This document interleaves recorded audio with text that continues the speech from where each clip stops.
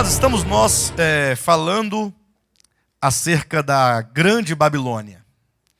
E eu não me canso de lembrar os irmãos de que ao falarmos da Grande Babilônia, ainda que se reconheça claramente pelo livro do Apocalipse que existe o aspecto escatológico, ou seja, o aspecto da Grande Babilônia a se manifestar nos últimos dias, isso é um fato.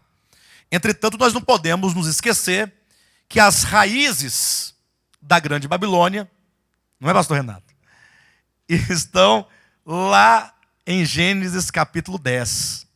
Ou seja, a Grande Babilônia é um produto consumado daquilo que teve origem no início da história da humanidade.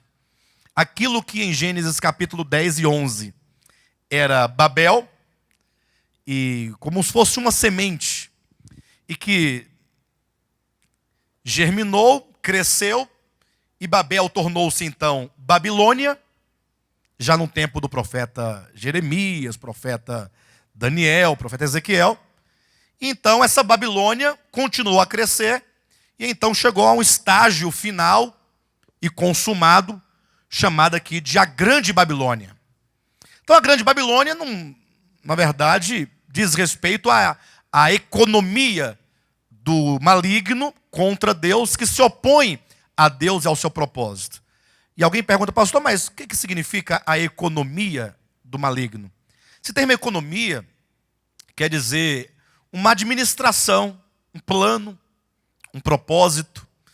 De maneira que quando nós lemos a Escritura, e a Escritura é um livro que ela começa desde quando diz, no princípio criou Deus os céus e a terra, quando determina o começo de todas as coisas, e vai até o Apocalipse capítulo 21, quando no versículo 6 diz, e ouviram uma voz que dizia, tudo está feito. Ou seja, tem um começo, a história tem um começo, e ela se desenrola e se desdobra, até que vem a uma consumação.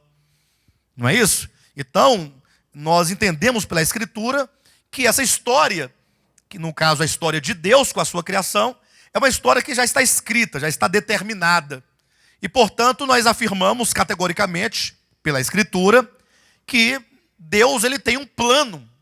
E ele está cumprindo esse plano. Deus tem um propósito. Nada acontece por acaso. Tudo que Deus está realizando, ele está realizando como um cumprimento daquilo que um dia ele determinou que faria. Basta que vocês leiam, por exemplo, Isaías capítulo 46, versículos 9 e 10, quando Isaías, ou Deus na voz de Isaías, claramente diz, né, que ele é Deus, aquele que desde o princípio, desde a antiguidade, ele já anuncia as coisas que hão de acontecer. Isso porque ele declara, farei toda a minha vontade, eu vou cumprir todo o meu propósito, vou cumprir todo o meu desígnio. Então, se é verdade que Deus tem um propósito, e ele caminha em direção ao cumprimento deste propósito, o maligno, o inimigo de Deus, também tem um plano, também tem um propósito. Então, o diabo ele trabalha contra Deus e contra o seu plano. Então, o diabo também tem uma economia, ele também tem um plano, ele também tem um propósito. E assim como, atenção, no livro do Apocalipse, o plano de Deus se consuma no que a Escritura chama de a Nova Jerusalém, assim também o plano do maligno há de se consumar no que a Escritura chama a Grande Babilônia. Aí os irmãos logo percebem, capítulos 18, ou melhor, capítulos 17 e 18, a Grande Babilônia. Capítulos 21 e 22, a Nova Jerusalém. Os 4 últimos capítulos da Bíblia, por assim dizer, lembrando que o capítulo 20, que é o milênio, está entre esses 4 últimos capítulos, né? Eles falam dessa consumação. Imagine você, qual o livro que nós estamos estudando? Não é o livro do Apocalipse? Apocalipse quer dizer, literalmente, revelação, no sentido da palavra, ou seja, Deus nos revela as coisas referentes ao tempo do fim, mas no que diz respeito a toda a Escritura, significa consumação. Gênesis quer dizer princípio. Tudo tem um princípio. E esse princípio vai se desenvolvendo, vai se desenrolando, vai progredindo, vai amadurecendo, até chegar na consumação. Por isso que o Apocalipse nos traz como duas grandes estruturas espirituais: a consumação do plano de Deus e a consumação do plano do maligno. Sendo que o plano de Deus é demonstrado, uma vez consumado, simbolicamente numa cidade, Jerusalém. Mas não é Jerusalém, a antiga Jerusalém, é a nova Jerusalém, que nós estudaremos aqui dentro em breve, nos últimos capítulos do Apocalipse. Ao passo que o plano do maligno se consuma simbolicamente também numa cidade. Se o plano de Deus é Jerusalém, ou a nova Jerusalém, o do maligno é Babilônia, ou a grande Babilônia. Os irmãos vão se lembrar que não é sem razão que Babilônia e Jerusalém estão lá no Antigo Testamento, uma em oposição à outra. Babilônia sempre como sendo a grande inimiga de Jerusalém, a grande inimiga do povo de Deus, a grande inimiga da cidade de Jerusalém, do templo de Jerusalém, da adoração, do serviço, dos oráculos de Deus, dos profetas. Então, isso demonstra, portanto, falando da grande Babilônia, que é o maligno levando a cabo o seu propósito. Ao chegarmos aqui, então, nos capítulos 17 e 18, capítulos esses que nos falam sobre a grande Babilônia, nós vemos então como que esse trabalho do maligno ao longo da história, ele se concretiza em algumas estruturas, como, por exemplo, o aspecto religioso da grande Babilônia, como uma igreja apóstata. Então, quando você lê sobre a grande Babilônia, você não pode deixar de perceber que essa mulher chamada Grande Babilônia, que é aqui também dita que é uma meretriz, ou que seja uma prostituta, que está assentada sobre muitas águas, ou seja, que tem um domínio sobre todos os povos, nações, tribos e línguas, porque as muitas águas que vistes, diz o texto sagrado, 17 e 15 de Apocalipse, são povos, multidões, nações e línguas. E essa mulher também está assentada sobre 7 montes, o que aponta a geografia da sede do governo religioso e espiritual dessa mulher, o que aponta para a igreja apóstata, Igreja Católica Apostólica Romana. E eu sei que é muito forte dizer isso, afirmar isso, né? Igreja Católica Apostólica Romana. Vai com um católico, uma pessoa de fé católica, ouve isso, aí fica ofendido. Será que eu sou a prostituta? Estão me chamando de quê? E aí é importante lembrar que quando a Bíblia faz menção a essa estrutura espiritual, a essa estrutura religiosa, não está a se referir dos católicos, em nenhuma hipótese. Os católicos são cristãos, como os evangélicos são cristãos. Os católicos com seus problemas de entendimento e de interpretação das Escrituras, e os evangélicos muito mais, muito mais do que os católicos, né? Mas um e outro, ambos com seus grandes problemas de entendimento das Escrituras e por isso com seus grandes erros demonstrados na história. Então, quando diz aqui da prostituta, diz de uma estrutura espiritual, diz de uma ideia espiritual, de um ministério espiritual que domina com este nome, Igreja Católica Apostólica Romana. Se trata, na verdade, de uma grande organização que teve início no 4º século da era cristã. Ao contrário do que dizem, né? A Igreja Católica Romana foi a primeira igreja de Jesus Cristo. Aí até diz assim, né? A primeira igreja, ou a única igreja que Jesus Cristo deixou. Aí fala, deixou e nunca mais voltou para ela, né? Melhor, eles querem dizer, deixou na terra, né? Na verdade, não foi. A igreja que Jesus Cristo deixou é a igreja que está no livro de Atos dos Apóstolos e percebida em todas as epístolas, até o Apocalipse. A igreja romana é uma igreja oficial. É a igreja oficial do Império Romano. Por isso que o nome dela é Igreja Católica Apostólica Romana. Romana. Ou seja, no próprio nome vem o sobrenome com quem o sobrenome de quem ela, como é que diz? O próprio nome católica, apostólica romana, traz em si o sobrenome daquele com quem ela se casou.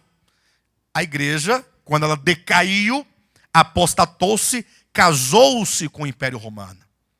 E como se dá em todos os casamentos, pelo menos antigamente era assim, a mulher recebia o nome ou o sobrenome do noivo, agora esposo. Hoje em dia tem a opção, fala, não vamos mudar os nomes, vamos continuar os mesmos nomes, né? Quando alguém se casa, tem essa possibilidade. Antigamente não, a mulher recebia o nome do marido, o sobrenome do marido. Então a igreja, ao decair, degradar-se, se casou com Roma. Isso é história. Então, isso é verificável. Isso é científico. Científico no sentido de que qualquer pessoa pode pegar um bom livro de história ou uma enciclopédia, seja ela qual for. Hoje em dia, com a internet, então, todo mundo tem acesso a todos esses documentos em que Constantino, né, por volta de 325 da era cristã, ele diz converter-se ao cristianismo, mas na verdade foi apenas um golpe que ele deu para ver se ele conseguia salvar o seu império da ruína.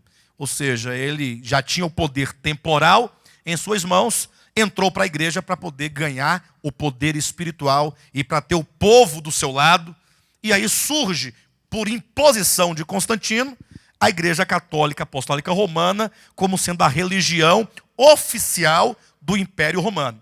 E daí começam todos os concílios da igreja, e ela então, essa igreja nova, essa igreja oficial, essa igreja romana, agora estabelecendo todos os seus dogmas. De maneira que foi trazendo para dentro do seio dessa igreja que decaiu, agora todo o paganismo egípcio, o paganismo assírio, o paganismo grego, ou mesmo persa, o paganismo babilônico, o paganismo romano. Então, a igreja oficial do Império Romano, na verdade, ela tomou emprestado o nome de Cristo, o nome. Só que agora trouxe para dentro do seio do povo, da igreja, toda a idolatria, todo o paganismo, como a Escritura diz, né? As abominações da terra, que são os ídolos.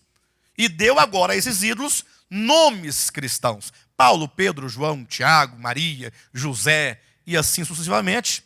De maneira que, além disso, também tem várias outras coisas que foi trazido também de Babilônia, trazido lá de trás, que é, por exemplo, anunciar e pregar uma salvação, se não sem Cristo, pelo menos não somente com Cristo. Ou seja, não trazendo como carro-chefe a pregação de que a salvação ela é obtida mediante obras humanas. O que a Bíblia condena desde as primeiras páginas. Lembram quando Adão e Eva pecaram? E o relato lá de Gênesis capítulo 3 diz que tão logo eles caíram, eles perceberam que estavam o quê? Nus. E aí a nudez, o livro de Gênesis é um livro que trabalha com muitas metáforas, com muitos símbolos que são decifrados ao longo da Escritura. A nudez aparece ali no livro de Gênesis como um símbolo da condição pecaminosa, da condição caída do homem. Então entenda que quando diz viram que estavam nus, Deus está utilizando-se dessa metáfora para dizer qual era a condição que agora eles se encontravam. Tanto é que lá na frente, nos livros do Novo Testamento, seja dos evangelhos ou das epístolas, quando vai se falar que Deus oferece ao homem uma justiça que o qualifica para ser salvo, essa justiça é simbolizada por uma veste. Deus dá uma veste para o homem que um dia caiu. Só que tão logo o homem caiu e viu que estava nu, o que ele fez? Imediatamente, qual foi a primeira atitude dele? Foi tomar folhas de figueira e fazer vestes para si. Então, o que significa isso? É o homem provendo para si uma veste de salvação. É o homem querendo fazer para si mesmo resolver o problema da queda. Tanto é que o livro de Gênesis, ele nos traz algo impressionante. Querem ver? Só para os irmãos terem uma noção bem prática e notória. Veja aí Gênesis capítulo 3. Aí nós vamos ler então o versículo 7 e então o versículo 21. E veja a ênfase que esses dois versículos dão em relação a dois tipos de vestes que aparecem aqui em Gênesis capítulo 3. Olha, 3:7 diz assim, olha: abriram-se então os olhos de ambos aqui é Adão e Eva, né? Abriram-se então os olhos de ambos e, percebendo que estavam nus, coseram folhas de figueira e fizeram cintas para si. Então o texto diz: Adão e Eva fizeram vestes para si. Fizeram cintas, né? Vestes para si. Então veja que no versículo 7 aparecem umas vestes de folhas de figueira. Feita por quem? Feitas pelo próprio homem. Fizeram vestes de folhas para si. Agora veja o versículo 21. Fez o Senhor Deus vestimentas de peles para Adão e sua mulher e os vestiu. Um texto diz: fez o homem vestes para si. O outro diz: Deus fez vestes para o homem e o cobriu. Então uma é o homem que faz, a outra é Deus quem faz. Então logo no início a Escritura já apresenta dois tipos de vestes, supostamente com o objetivo de resolver o problema da nudez, que é o problema da queda. Só que a veste que o homem faz é de folha. E por ser de folha, não tem nenhum valor de fato e de verdade, haja vista que ensina a Escritura, em Hebreus capítulo 9, versículo 27, que sem derramamento de sangue não há remissão de pecados. Então, quando Adão e Eva providenciaram para si vestes de folhas, não houve ali derramamento de sangue. Mas isso já tipifica, já anuncia o quê? Que o homem, desde o começo, tentaria prover para si um meio de justificação, um meio de salvação com as suas próprias mãos. Mas Deus não aceita esse tipo de veste. Por isso que Deus fez vestes de peles para Adão e Eva. E aí, fazer veste de pele implica imolar o animal. Não se pode arrancar o couro do animal para fazer uma veste sem que primeiro seja o quê? Imolado. Então nós temos aqui um animal, a morte do animal e a pele do animal. O que aponta para o Novo Testamento, que diz, quando Cristo foi entrando ali no Rio Jordão, o que João Batista disse acerca dele? Eis o Cordeiro de Deus.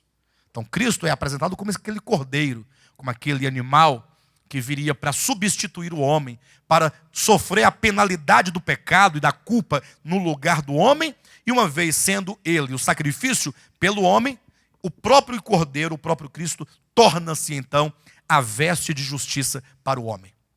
Então, a igreja romana, ela corporificou não somente todas as abominações da terra ao longo da história, trazendo para si todo o paganismo, como também foi aquela que divulgou, propagou e até os dias de hoje continua a propagar e a anunciar que a salvação não é possível sem as obras humanas. Ou seja, é uma grande inimiga do supremo propósito de Deus. E é por isso, e não é sem razão, que se você perguntar para 10 pessoas, você escolhe 10 pessoas que não sejam daqui, você sai aí fora, ao encontrar as pessoas, quem você quiser, pode escolher pastor, bispo, padre, pai de santo, ateu, quem você quiser.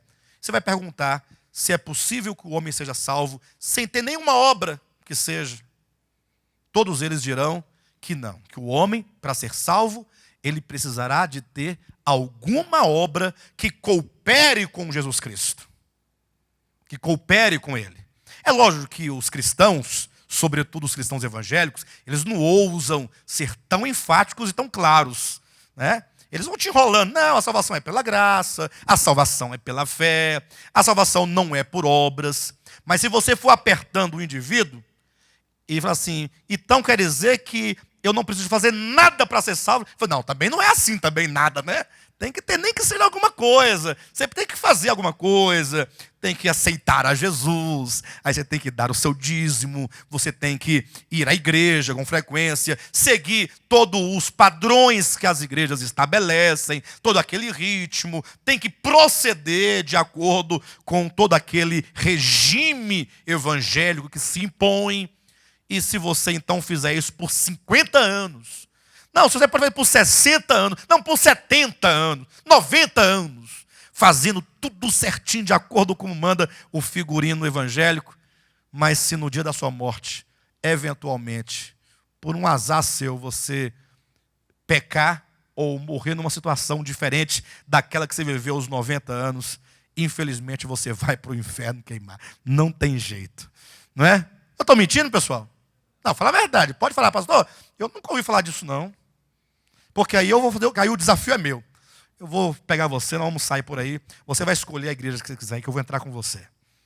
E aí você vai ouvir direitinho como é que se reza, né? O Pai Nosso, não. Muito bem, queridos. Por todo efeito, o que eu quero dizer? Então que essa grande Babilônia, ela tem um aspecto escatológico? Tem. O que é o aspecto escatológico?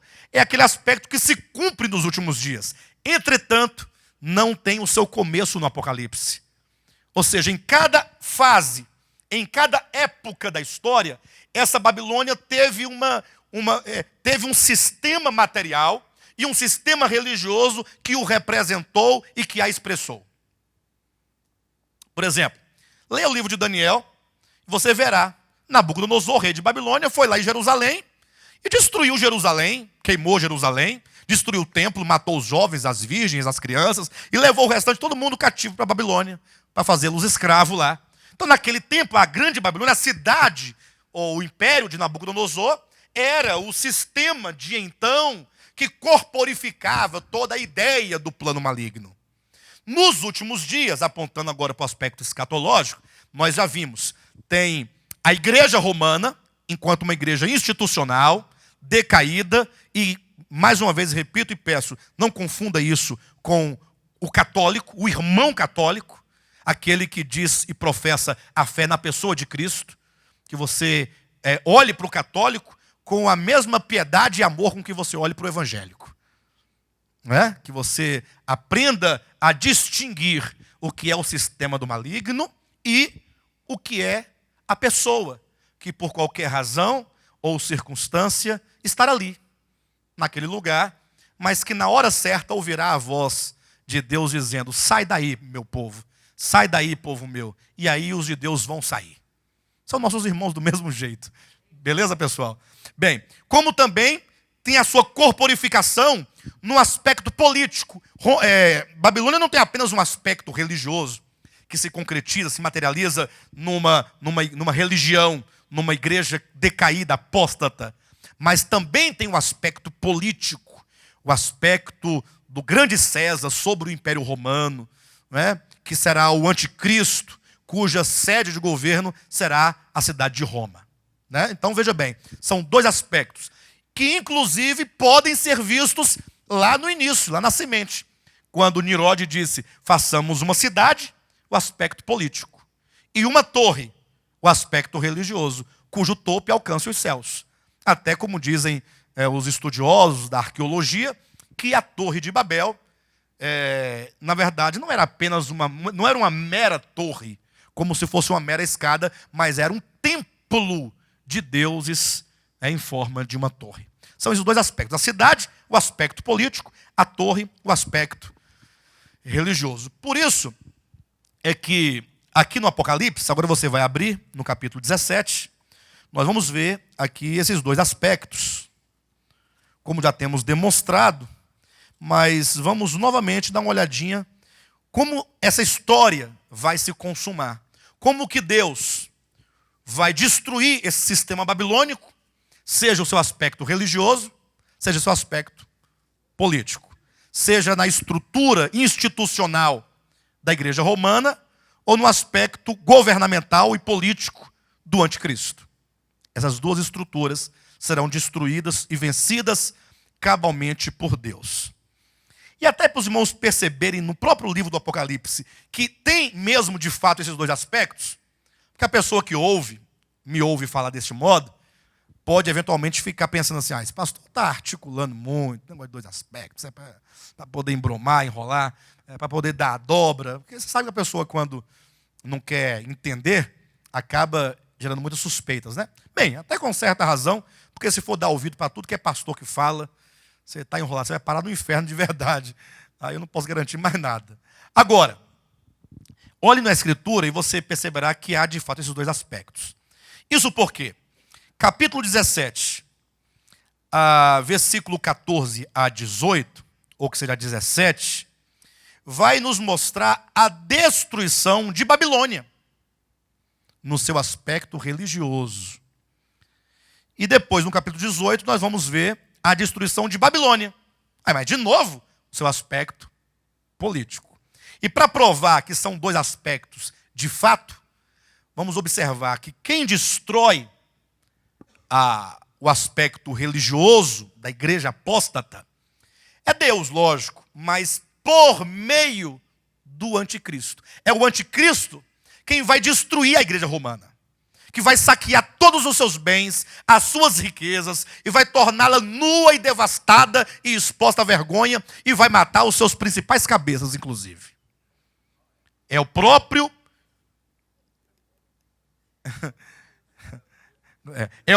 anticristo que vai destruir a grande Babilônia no seu aspecto religioso. Ao passo que, no aspecto político, que agora já é o reino do anticristo, será o próprio Deus com a 7ª taça da sua ira. Veja só a diferença. Capítulo 17, versículo 14. Pelejarão eles contra o Cordeiro. Ora, eles quem? Quem pelejará? Ou quem são esses que pelejarão contra o Cordeiro? Basta que você leia o versículo 12 e 13. Olha, os 10 chifres que viste são 10 reis. E aqui fala-se de um número profético de 10 nações europeias, que na sua origem era o Império Romano. Você sabe que o Império Romano foi desfacelado pelas invasões dos bárbaros, dos godos, ostrogodos, os francos, suecos, toda aquela turma, aquele povo chamado incivilizado, que foi lutando contra o Império Romano, foi conquistando os seus territórios e foi fracionando o grande Império Romano, tornando na atual Europa, que é esse número grande de nações, e que a profecia, desde Daniel, já anunciava o quê? Que eles haveriam de se reestruturar para se reestabelecer como o antigo Império Romano. E aí essa reestruturação, essa restauração do antigo Império Romano, se dá profeticamente pela união de 10 chifres, como é dito aqui, ou de 10 dedos, como está em Daniel capítulo 2. De todo modo, aqui se interpreta os 10 chifres como sendo 10 reis, que vão se reunir e se unir para formar novamente uma nação grande, restaurando assim o Império Romano. Eu lembro os irmãos novamente que quando diz 10 nações, hoje nós não pensamos que seja 10 o número exato. Mas são 10 mesmo, não pode ser 11, nem 8, nem 9. Pois é, nós entendemos que esse número 10, ele pode ser um número simbólico, como que um número que representa da plenitude das nações a maior parte. Como se encontra em Mateus capítulo 24 e 25. Por exemplo, quando Jesus fala sobre a plenitude do seu povo, ele divide em 2 grupos, um grupo de 2 e um grupo de 10. O grupo de 2 para representar a minoria do seu povo, e o grupo de 10 para representar a maioria. Então, o número 10 e o número 2 acabam ganhando esse significado, porque se o número 12 na Escritura é o número da plenitude, então 10 é a maior parte da plenitude e 2 a menor parte do todo. Então, quando diz 10 chifres, pode aqui vir a representar a maior parte das nações europeias, que farão o quê?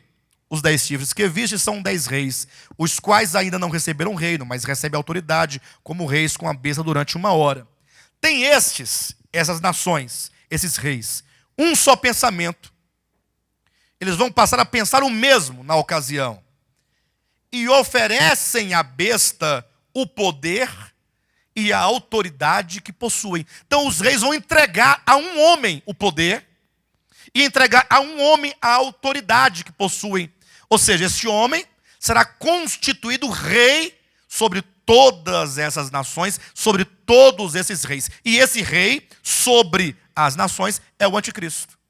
Aí diz no versículo 14, pelejarão eles contra o cordeiro. Então o anticristo, líder do Império Romano restaurado, ele, juntamente com as nações e com os reis, eles pelejarão contra o cordeiro. E o cordeiro os vencerá, pois é o Senhor dos senhores e o Rei dos reis.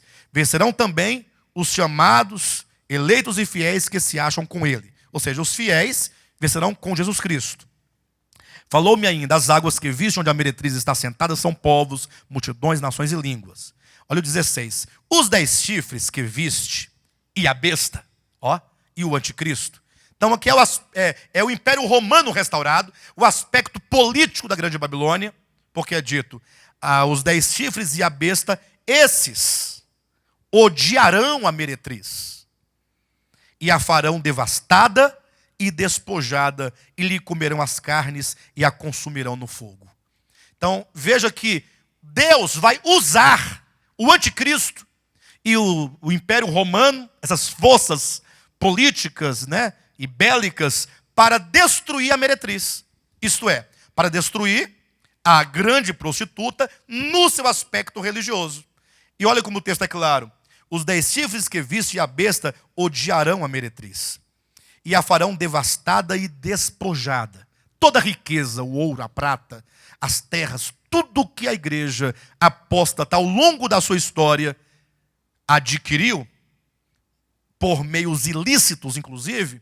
Os irmãos têm ideia do que foram as cruzadas, quando a igreja foi tomando o território e de muitas pessoas em toda a terra, durante a Idade Média, a Era das Trevas, quando todos os reis da terra se prostravam diante da autoridade papal e eram totalmente submissos à ordem papal. Durante a Idade Média, em que a igreja, ela de fato, a igreja romana, ela governou sobre todos os reis da terra. Ela liderou e ela então conquistou muitas riquezas. Então nesses últimos dias, Deus vai usar a besta e os reis do Império Romano para devastar e despojar e destruir e aniquilar e consumir a igreja apóstata. A igreja católica apostólica romana, enquanto instituição espiritual que se impõe sobre o povo de Deus, como está lá no livro de Apocalipse, no capítulo 3, ou capítulo 2, versículo 20, aquela mulher que espiritualmente se chama Jezabel, e que a si mesma se declara profetiza. Por que é dito lá que a si mesma se declara profetiza? Porque Deus nunca a constituiu profeta dele. A igreja apóstata romana oficial nunca foi profeta de Deus, nunca foi colocada por Deus para falar por ele. Só que ela se impôs historicamente como profeta de Deus, como sendo a boca de Deus. Tanto é que entra aí o dogma da infalibilidade papal. Ou seja, o Papa enquanto vigário do Filho de Deus sobre a terra, aquele que é o representante de Deus na terra, aquele que sempre tem a última palavra, e assim todos devem seguir.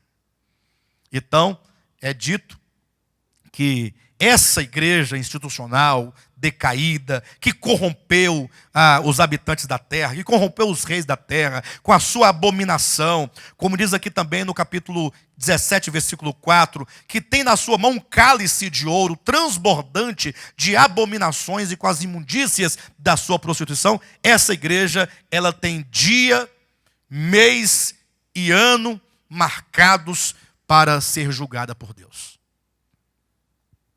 Amém?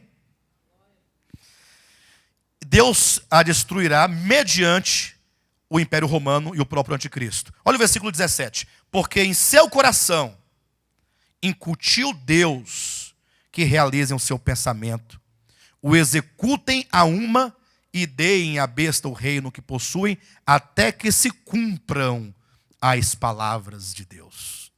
Então, esse é o aspecto escatológico que recairá sobre a igreja apóstata.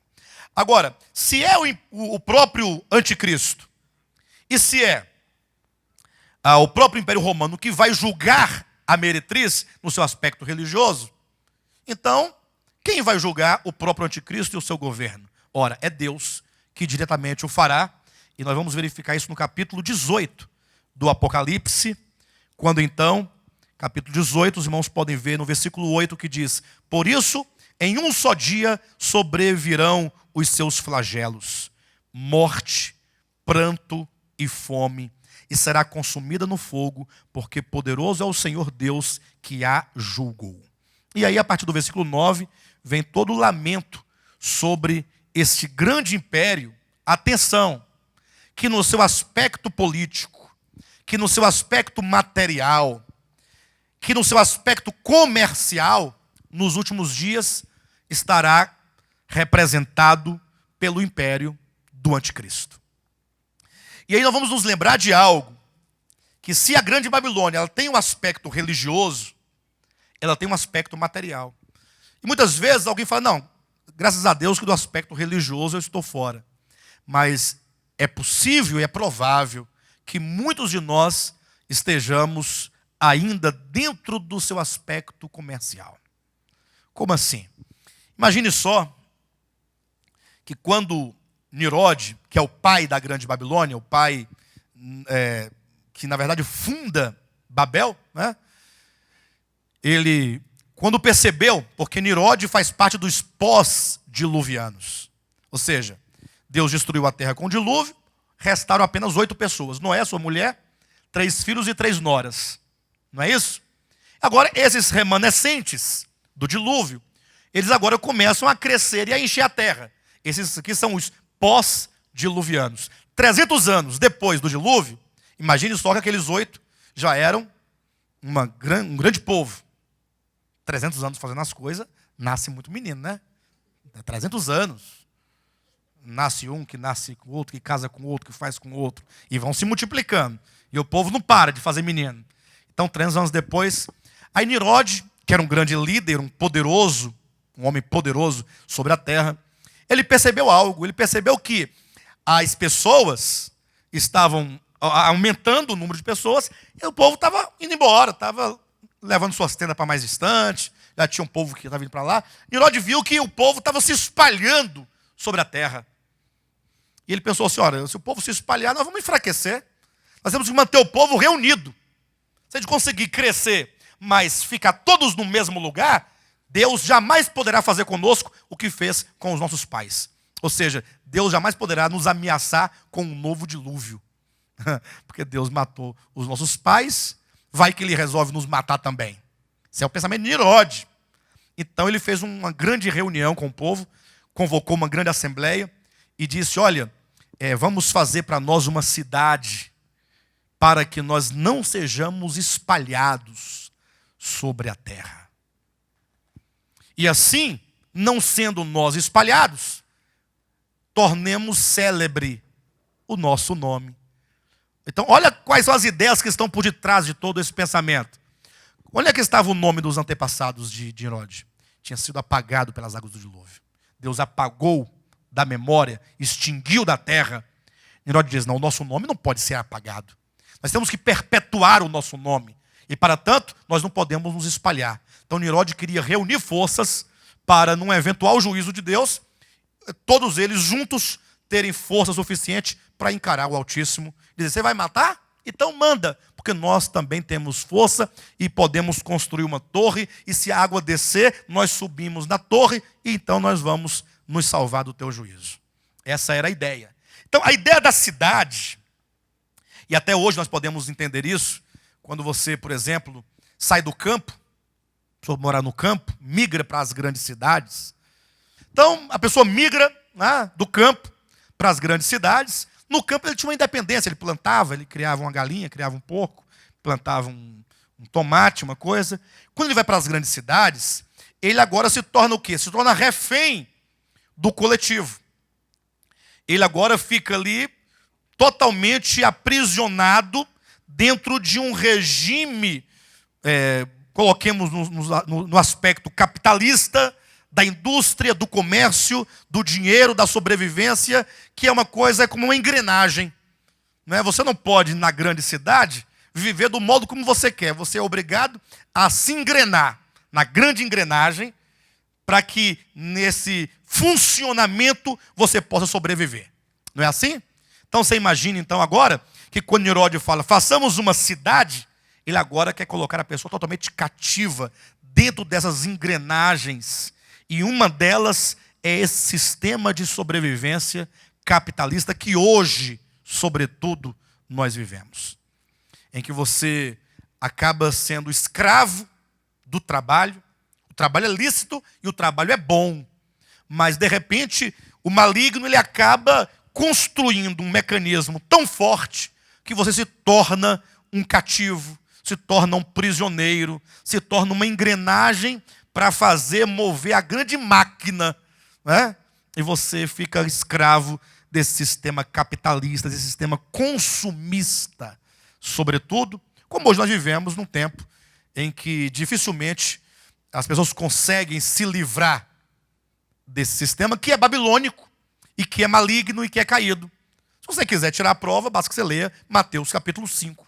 Quando Jesus Cristo falando sobre o viver, ele diz, olha, não andeis ansiosos pelo comer e pelo beber e pelo vestir, porque basta você olhar para os lírios do campo. Palavras de Jesus, palavras belas, né? Olhem para os lírios do campo. Eles não são apenas um vegetal, mas Deus os veste como nem Salomão em toda a sua glória se vestiu. Olhai para os pássaros no campo, não plantam, não semeiam, não tem terra, não tem fazendeiro, não tem... mas o Pai Celestial alimenta os pássaros todos os dias. Ele diz, portanto, falando para os seus discípulos, portanto, não andeis ansiosos, antes busquem em primeiro lugar o reino de Deus e a sua justiça. Coloque em primeiro plano na sua vida. Coloque em primeiro lugar. Faça uma escala de valores e coloque em primeiro plano o reino de Deus. Pronto.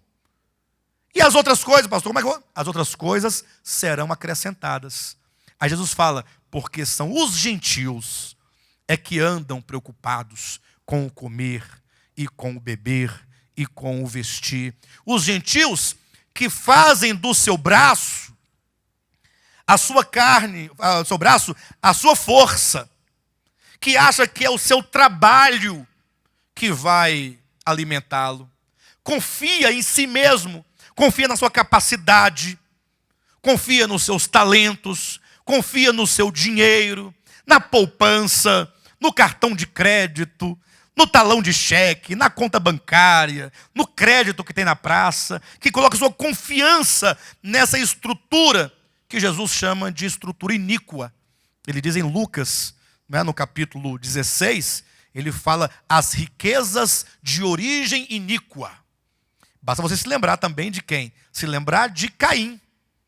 Capítulo 4 de Gênesis. Caim e Abel. Quando Caim e Abel cresceram, diz a Escritura que Caim tornou-se o quê? Lavrador da terra. E Abel? Abel falou, não, eu vou me tornar pastor de ovelhas. Talvez Caim tivesse dito, mas Abel, para de bobagem. Você vai cuidar de ovelhas para quê? Porque no tempo deles não havia o comércio de ovelhas. Somente, posteriormente, a descendência de Caim queria se tornar pastor de gado, criador de gado para comercializar. Até então não havia. Então, você tem que criar vergonha na sua cara e começar a arar a terra. Vamos trabalhar para poder ter o pão de cada dia. Não foi Deus que disse, do suor do teu rosto, você vai lavrar a terra? Então, e Abel talvez tivesse respondido, não, Caim, isso aí você vai fazer, porque eu vou cuidar dos animais de Deus, porque nos foi dito que não tem meio de nos aproximar dele, senão levando a ele uma oferta de um animal imolado como sacrifício pelo nosso pecado. Abel colocou em primeiro lugar a reconciliação com Deus, o serviço a Deus, a adoração a Deus, ao passo que Caim, ele tornou-se lavrador da terra. Por isso que ao cabo de um tempo, Caim, lógico, ele não precisaria exatamente ser um ímpio porque estava plantando. Mas o que ele tinha que fazer? Ao cabo de um tempo, deveria falar assim: Abel, chegou o tempo que nós temos que adorar o Criador. Então, faz o seguinte, eu vou te dar aqui umas verduras, umas frutas, para você, que você não plantou, e você me dá umas ovelhas suas que eu tenho que levar ao sacrifício, porque Deus quer o sacrifício do animal. Ele não quer aquilo que nós produzimos com a nossa própria mão. Mas não.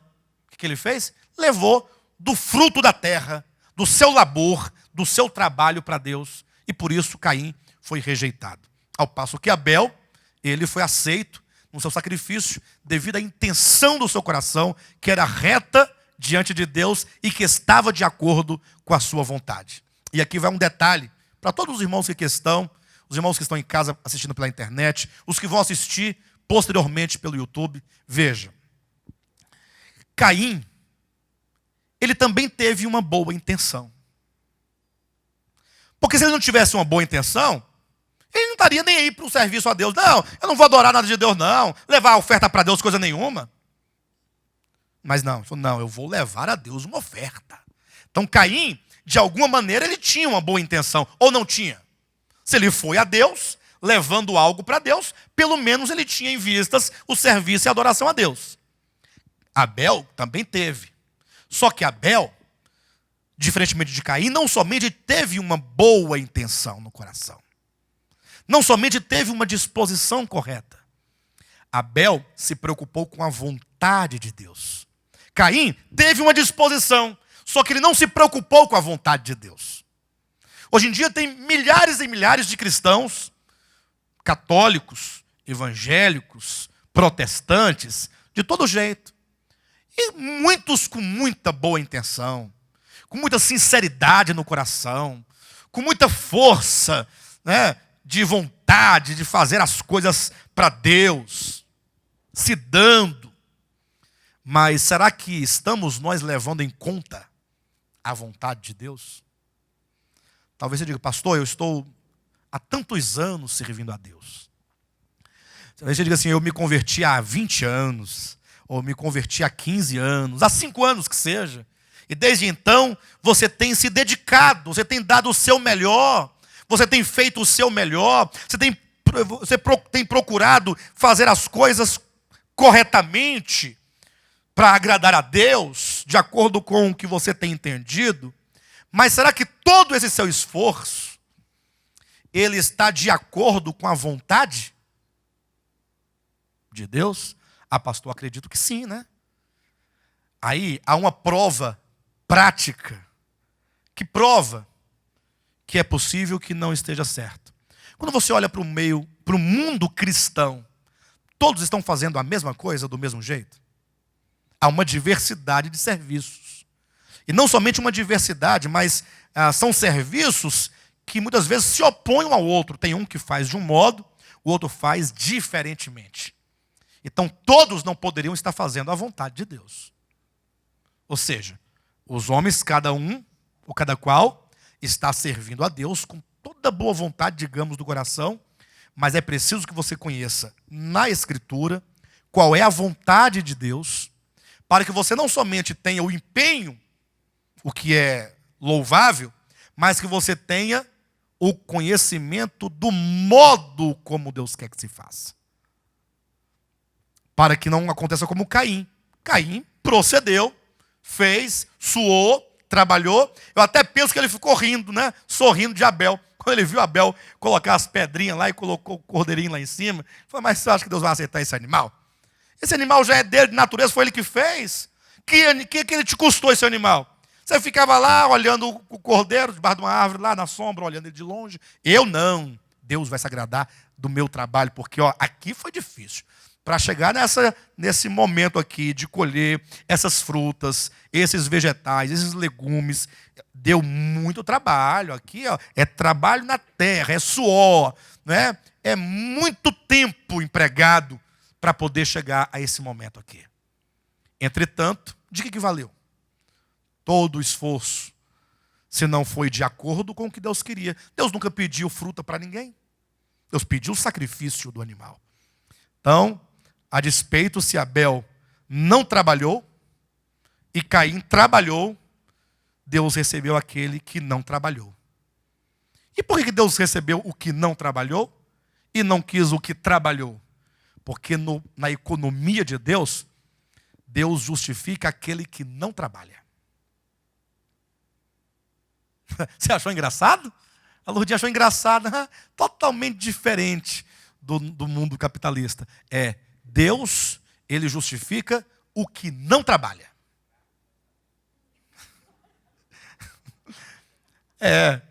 Pastor, mas eu pensava que era o que trabalha. Bem, vamos ler um texto da Bíblia para saber se ele justifica o que trabalha ou o que não trabalha? Já é melhor a Bíblia falar do que? Livro de Romanos, capítulo 4. Por isso que, de um tempo para cá, eu larguei tudo. Parei de trabalhar. Agora, eu estou só na fé. Eu estou só na fé de Abel. Mas já trabalhei muito, viu, irmãos? No sentido de fazer as coisas para Deus. Já fiz muito. Desde o meu tempo na Assembleia de Deus, que era fazeção de coisa. Depois saí do espeto, caí na brasa, adventista do sétimo dia. Aí piorou, porque lá fazia de verdade. Aí uns adventistas achavam pouco que já era pedido e inventavam mais coisa. Até que um dia, quando eu descobri a graça de Deus, descobri que Deus não justifica o que trabalha, mas é o que não trabalha. Aí pronto, aí foi maravilha. Romanos capítulo 4. A partir do primeiro diz assim, olha: que pois diremos ter alcançado Abraão, nosso pai segundo a carne? Uma pergunta. Porque se Abraão foi justificado por obras, e aqui ele não está afirmando, ele está colocando uma situação, uma hipótese, dizendo, porque se Abraão foi justificado por obras, tem de que se gloriar. Como se Caim, por exemplo, chegasse diante de Deus, ele tinha do que se gloriar, não tinha não? Olha aqui, ó. Tá vendo isso aqui, ó? Foi duro o trabalho para chegar nesse ponto aqui, ó. Foi muito suor, muito rala, tem do que se gloriar. E aí Paulo diz, porém, não diante de Deus. É tolice chegar diante de Deus e falar, Senhor, eu dei meu dízimo, porque eu dei a oferta, porque eu jejuei, porque eu fui para o monte, porque eu fiz isso. É besteira. 1 Coríntios capítulo 1, versículo 29 e 30. Jesus Cristo se tornou para nós, da parte de Deus, sabedoria, redenção, justiça e santificação. Não sobrou nada para você fazer. Jesus é a justiça, Jesus é a santificação, Ele é a redenção, Ele é a sabedoria, Ele é tudo. Aí não, você apenas recebe a bênção que é Cristo e louva e adora e glorifica. E aí a Escritura justifica por que Cristo é tudo, para que ninguém se glorie diante dEle. Ninguém. Versículo 2. Pois que diz a Escritura? E essa é a grande força do apóstolo Paulo, porque ele assevera algo, como ele acabou de declarar. O que ele asseverou? Abraão, ele não tem do que se gloriar diante de Deus. Não tem. Paulo, mas é você que está dizendo. Ele fala, não. O que diz a Escritura? Aí ele vai mostrar na Escritura veterotestamentária o que ele está dizendo é verdadeiro. Versículo 3, né? Pois o que diz a Escritura? Abraão creu em Deus. E isso o quê? O crer lhe foi imputado para a justiça. Ora, ao que trabalha, olha, ao que trabalha, o salário não é considerado como favor, e sim como dívida. Então, se alguém quer ser salvo, porque trabalha, chegar diante de Deus, o senhor não está me fazendo nenhum favor, viu, Deus? O senhor me desculpe, eu até admiro muito seu filho, Jesus Cristo, que morreu pelo pecador, mas eu, particularmente, não preciso, porque eu trabalhei. Eu fiz.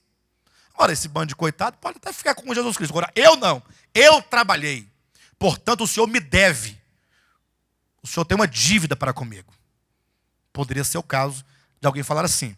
Por isso, Paulo diz, ora, ao que trabalha, o salário não é considerado como favor, e sim como dívida.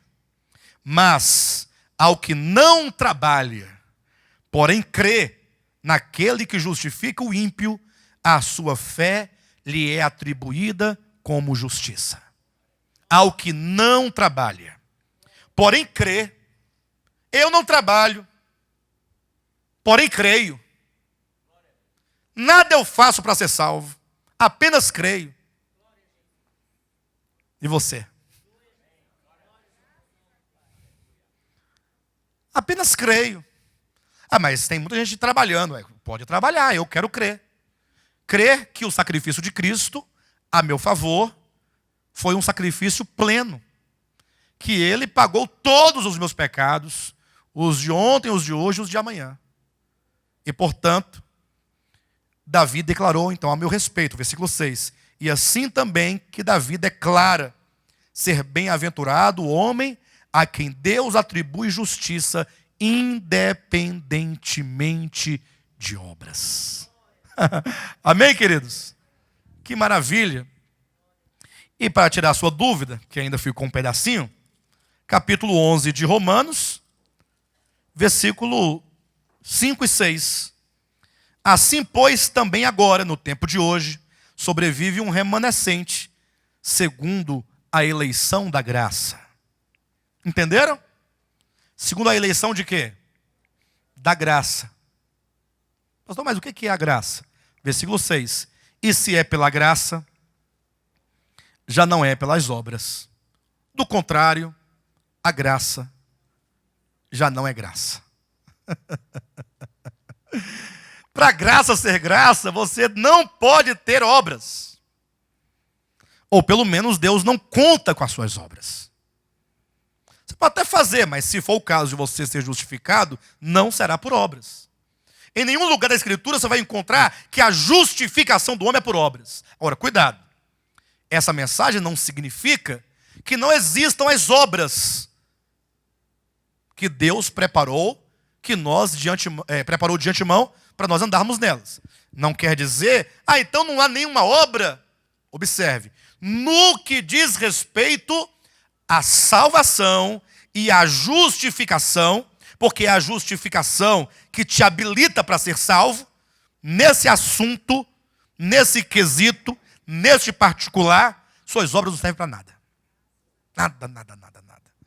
Agora, é lógico, os salvos, uma vez salvos, eles serão encaminhados por Deus, pelo seu Espírito, para boas obras. Lógico. Só que essas boas obras, se de fato forem boas, porque boas obras no conceito de Deus, não quer dizer boas obras no conceito que os homens têm de boas obras. O homem pensa que boas obras é fazer qualquer coisa de bem para o outro, né? Só que o homem não sabe fazer o que é bem para o outro. Porque tudo que o homem faz de bem para o outro não é bem para o outro, é bem para si mesmo. Porque a pessoa faz visando ganhar o dobro. Eu vou dar aqui um saco de arroz para ganhar 2 sacos amanhã. Eu vou dar aqui uma esmola de 10 reais para Deus me abençoar com 100. Então isso é uma maneira de você barganhar. Porque nos enganaram dizendo que se você fizer isso, é dando que se recebe. Pastor, mas não é dando que se recebe? Esse princípio é verdadeiro. Se você dá, você recebe. Agora, se você barganha, se você é como que deposita com vistas a ganhar o dobro, aí você não está dando. Você está emprestando para Deus. E aí, não há sentido nisso. De todo modo, quando então o salvo, que é salvo pela graça, sem obras, ele é encaminhado pelo Espírito Santo para as boas obras, e para Deus, boas obras quer dizer obras que o próprio Deus faz em você. E aí as nossas obras, elas serão no sentido de você permitir que Deus opere em você e por teu intermédio. São obras do Espírito Santo. São obras totalmente movidas pelo amor. E o amor, ele se dá gratuitamente. E não somente se dá ao amigo ou àquele a quem ele ama, mas o amor se dá gratuitamente ao inimigo. Sem cobrar nada, sem esperar nada, não se ufana, não se ensoberbece, não arde em ciúme, porém tudo crê, tudo espera, tudo suporta. O amor é gratuito. Deus é amor. Aí você tira daí. olha para a terra. Todo mundo, por favor, olhem para a terra. Planeta Terra. Você está acima do planeta Terra. Estão vendo ele lá embaixo? Qual é a situação dos homens lá embaixo? Tudo que não presta de maldade está lá embaixo. E Deus, olhando, o que você faria se você fosse Deus? Ué, toca fogo e faz outro. Ou não é assim? O homem presta para alguma coisa? O ser humano presta? Não presta. Pastor, eu presto, pastor. Presta nada. Para de bobagem. Você presta em que sentido? Você presta para a sua mãe, para o seu pai, para o seu filho. E olhe lá. Até não morrer alguém deixar uma herança para vocês brigarem. Aí quando tem uma herança, pode ser uma casa velha. Aí não tem irmão, não tem primo, não tem mulher, não tem filho. Porque o diabo sai da garrafa. Sai da garrafa. Entrou dinheiro pelo meio, acabou tudo. O indivíduo está lá com a mulher, beija, pega, faz tudo e tal. Eu amo. Quando o negócio é dinheiro, depois não quer dar nem pensão para o próprio filho. Tem que ir na justiça para ver se libera R$200. Aí depois de muito trabalho, tá bom, eu vou dar esses 200. Aí dá 3 meses, depois aí falha um mês. Aí a polícia tem que ir atrás. Prender, aí preso. Aí eu vou pagar porque eu estou preso. Mas é porque é pai, hein? Já imaginou? É assim que é o ser humano. Aí Deus olha. Aí diz a Escritura: Deus amou o mundo. Aí como é que ele pode amar esse povo desse jeito? É porque Deus é amor. É porque Deus é amor. Esse é o amor de Deus. Ele se dá para aqueles que não prestam mesmo. Porque o amor não pode ser explicado por nenhuma lógica humana, nenhuma regra humana explica o amor. Nada explica o amor. Por isso que quando a Bíblia tentou dar uma definição do amor, foi daqui, foi de lá. Não, Deus é amor. Pronto. Deus é amor, ponto. Essa é a única definição que a Escritura dá sobre o amor. Deus é amor. Paulo tentou decifrar, disse que o amor não faz, o amor não dá, o amor, as características, porém, a definição. O que é o amor? Deus é amor. Pronto. É só isso. Você quer entender o amor? Pense em Deus. Agora, quando esse Deus que é amor, ele é derramado no nosso coração, e nós somos inundados desse amor gratuito, altruísta, aí vem as obras automaticamente. Aí as obras não são obras como quem quer reinar. Vou fazer para reinar. Né? É para reinar, então vou fazer, então. Não vai reinar. Porque você ainda está querendo comprar alguma coisa. E as obras que Deus preparou de antemão para que andássemos nelas, são obras feitas em Deus, conforme o capítulo 3 do Evangelho de João. Então os que vão reinar são aqueles que foram trabalhados por Deus de tal maneira que agora as suas obras são obras realizadas por uma simples fluição de Deus da sua vida. Esses não esperam reinar com o Senhor, não fazem para reinar. E o pior, esses que assim procederem, fluindo Deus de suas vidas, e isso vai se manifestar em obras tremendas, diante do tribunal de Cristo, ele vai tremer com medo de ser reprovado. Porque ele nunca se baseou em si mesmo para fazer nada para ninguém, e não é agora que ele vai confiar no que ele fez, porque ele não fez. E aí ele vai se espantar quando Jesus falar, servo bom e fiel. Ai, Senhor, servo bom? Ah, por quê? Porque ele, tudo o que fez, fez em Deus.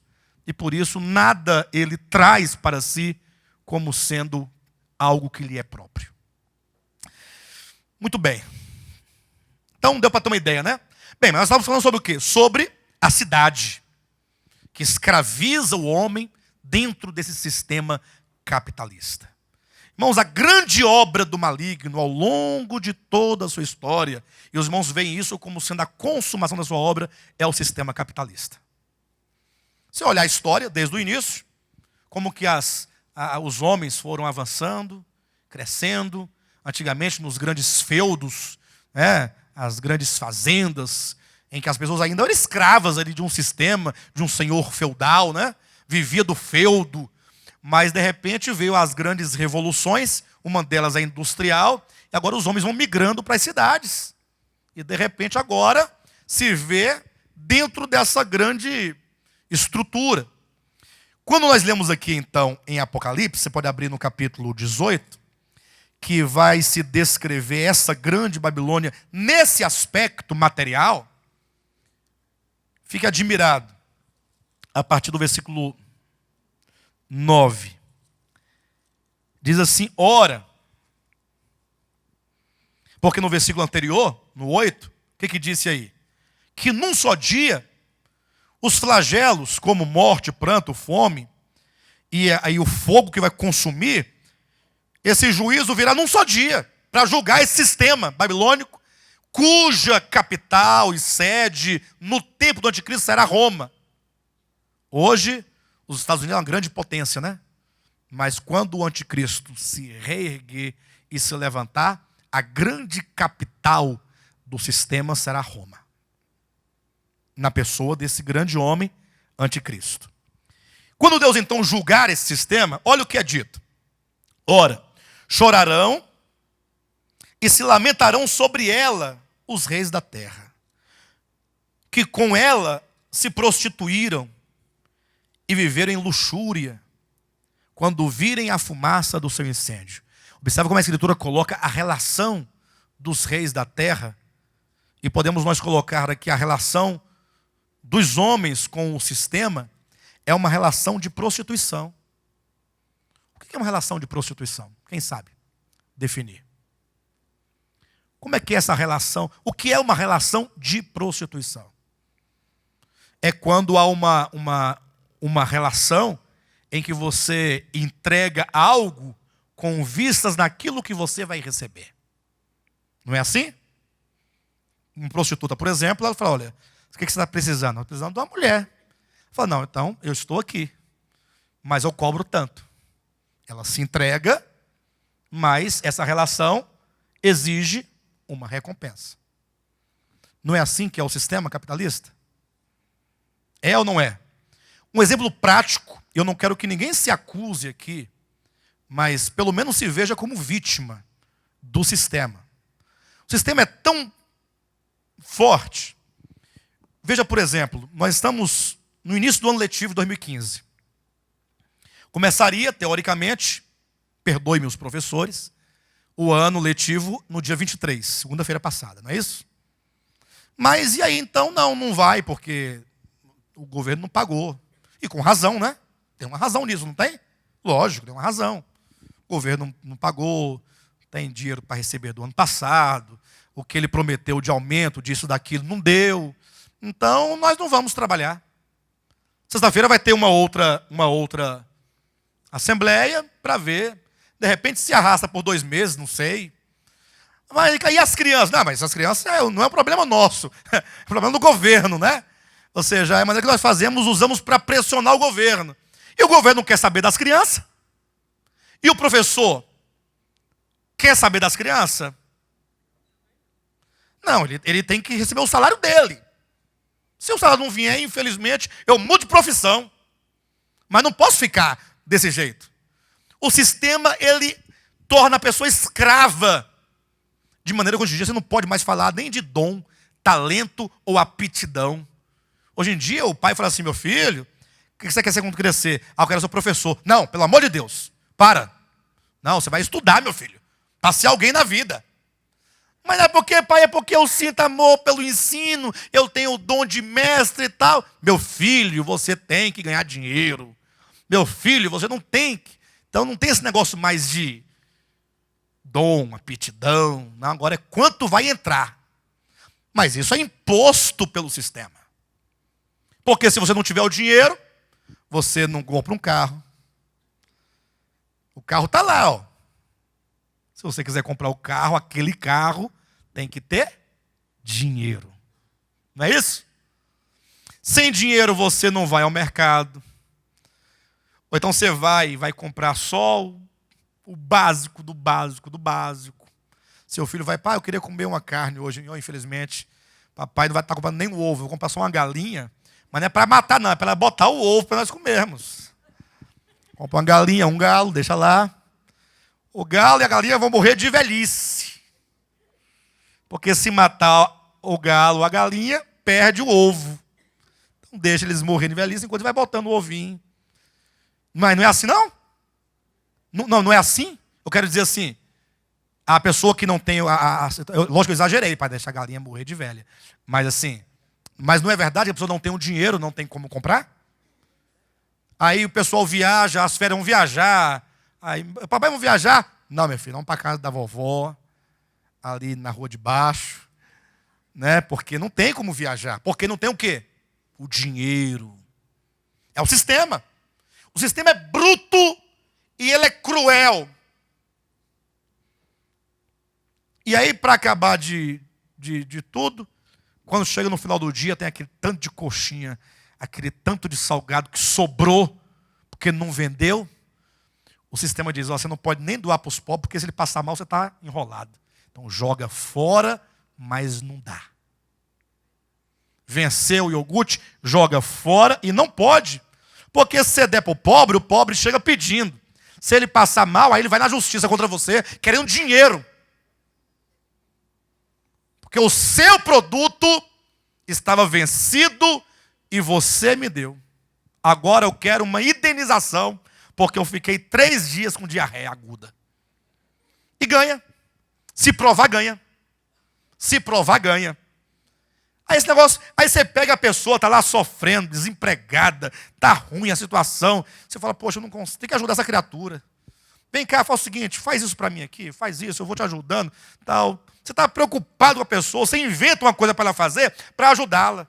Depois de 15 dias ela fala assim, não registrou minha carteira. Não, mas eu estava te ajudando. Psiu.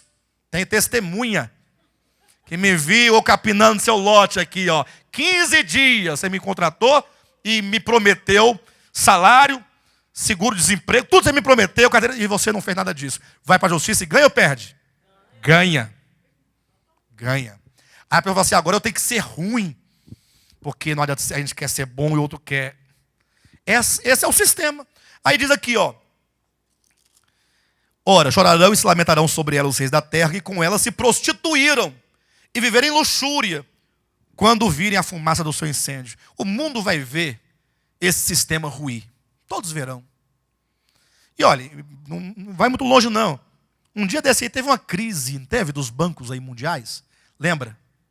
Ou seja, a engrenagem é uma coisa tão universal que se der problema lá no Japão, atinge todo mundo. Para soltar um parafuso da engrenagem e tudo se perder, é de uma hora para outra. O homem inventa o dinheiro e não dá conta das suas consequências. Versículo 10 diz, e conservando-se de longe, pelo medo do seu tormento, dizem, ai, ai, tu, grande cidade, Babilônia, tu, poderosa cidade, pois em uma só hora chegou o teu juízo, e sobre ela choram e pranteiam os mercadores da terra. Primeiro os reis, que os reis aqui implantam a sua política. E aí vem agora os mercadores da terra, porque já ninguém compra a sua mercadoria. Aí vem mercadoria de ouro, de prata, de pedras preciosas, de pérolas, de linho finíssimo, de púrpura, de seda, de escarlata, e toda espécie de madeira odorífera, todo gênero de objeto de marfim, toda qualidade de móvel de madeira preciosíssima, de bronze, de ferro e de mármore, e canela de cheiro, especiarias, incenso, unguento, bálsamo, vinho, azeite, flor de farinha, trigo, gado e ovelhas, e de cavalos, de carros, de escravos, e até de almas humanas. E aí eu não consigo ver como pode haver um comércio de almas humanas. De escravos dá para entender. Mas de almas humanas só o movimento cristão evangélico. Cuja mercadoria são almas humanas. Sem nenhuma afronta a ninguém. Mas que a pessoa está ali e o seu produto são almas sendo enganadas, iludidas, ludibriadas. E não aparece ninguém, um deputado, para fazer uma lei, para poder enquadrar isso no 171. Porque é mentira e engano do mesmo jeito. Com falácias, com mentiras. Está profetizado. Pedro falou que esses falsos profetas, com as suas palavras fictícias, farão comércio de vós. Já leram isso? Vamos ler, vamos ler. 2 Pedro, capítulo 3. 2 Pedro, capítulo 2. Versículos 1, 2 e 3. Assim como no meio do povo surgiram falsos profetas. Quem é esse povo aqui? Assim como no meio do povo surgiram falsos profetas, assim também haverá entre vós. Então, Pedro fala com o vós aqui, não é? Não é com o vós que ele está dizendo? Pedro está dizendo, olha, assim, pessoal, como houve falsos profetas entre o povo, entre vós surgirão falsos mestres. Quem é esse povo e que falsos profetas são esses? Ele está dizendo, vocês já leram o Antigo Testamento? Já lemos, pois é. Lembra que surgiu falsos profetas no meio do povo de Israel? Isso é verdade, no tempo de Acabe, no tempo daqueles reis lá, tanta coisa, tanto falso profeta de Baal, que falava, pois é, do mesmo modo, da história do povo de Israel, ele disse, assim também haverá entre vós falsos mestres, os quais introduzirão dissimuladamente heresias destruidoras, até o ponto de renegarem o soberano Senhor que os resgatou, trazendo sobre si mesmos repentina destruição. Falsos mestres que vão renegar ou vão rejeitar a grande verdade da soberania de Deus. Porque eles transformarão Deus em servo. Versículo 2. E muitos, seguindo as suas práticas libertinas, e muitos seguirão as suas práticas libertinas, e por causa deles será infamado o caminho da verdade. Eu pergunto, o caminho da verdade tem sido infamado? Quando os ímpios ouvem falar de pastores, o que eles falam? Eles riem, zombam, ou eles falam, meu Deus, esses homens são pessoas de Deus. Como é que é? Qual é a relação que o mundo tem quando fala pastor? A verdade de Deus tem sido infamada por causa dos falsos profetas e falsos mestres. Diz mais o texto. Também. Esse também quer dizer que os falsos mestres, eles negam a soberania de Deus. Segundo, eles estabelecem um caminho de libertinagem. Terceiro, também movidos por avareza. O que os move? A avareza. Movidos por avareza, farão comércio de vós. O comércio não está só nas grandes indústrias, ou nos grandes supermercados, nas grandes patentes, não. Coca-Cola, o McDonald's, e as igrejas evangélicas, estão aonde aí? Está aqui, farão comércio de vós, pessoas cujas almas são comercializadas. Farão comércio de vós, de que maneira que eles fariam isso? Qual é o instrumento que eles vão usar para comercializar a alma das pessoas? Usando de palavras fictícias. Para eles, o juízo lavrado a longo tempo não tarda e a sua destruição não dorme. Está aqui, versículo 13, lá no finalzinho, e até almas humanas.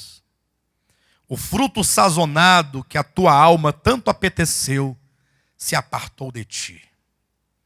E para ti extinguiu tudo que é delicado e esplêndido, e nunca jamais serão achados. Os mercadores dessas coisas, que por meio delas se enriqueceram, conservar-se-ão de longe pelo medo do seu tormento, chorando e pranteando, dizendo: ai da grande cidade que estava vestida de linho finíssimo, de púrpura e de escarlata, adornada de ouro, de pedras preciosas e de pérolas, porque em uma só hora ficou devastada tamanha riqueza. E todo piloto e todo aquele que navega livremente, marinheiros, e quantos labutam no mar, conservaram-se de longe. Então, vendo a fumaceira do seu incêndio, gritavam: que cidade se compara à grande cidade? Lançaram pó sobre a cabeça e chorando e pranteando gritavam: ai, ai da grande cidade, na qual se enriqueceram todos os que possuíam navios no mar, à custa de sua opulência, porque em uma só hora foi devastada.